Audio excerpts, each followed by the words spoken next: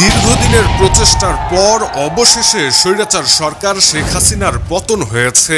দীর্ঘদিন যাবৎ শেখ হাসিনার বাবা শেখ মুজিবকে নিয়ে জনগণের সাথে আবেগের রাজনীতি করে জোর করে শেখ মুজিবকে জনগণের জাতির পিতা বানিয়ে দিয়ে দেশটাকে লুটে পুটে খাচ্ছিল এই অবৈধ প্রধানমন্ত্রী শেখ হাসিনা।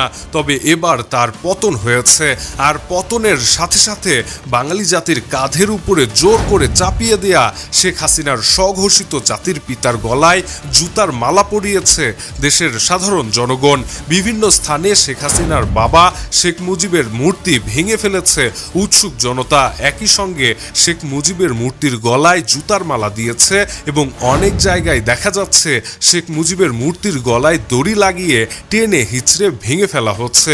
এমনকি ক্যান্টনমেন্টে থাকা শেখ মুজিবের মূর্তিটি সেনাবাহিনীর পক্ষ থেকেই ভেঙে ফেলা হয়েছে।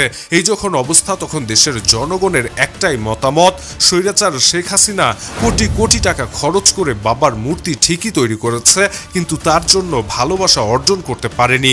আর এ কারণেই স্বৈরাচার প্রধানমন্ত্রী শেখ হাসিনার পতন হলো।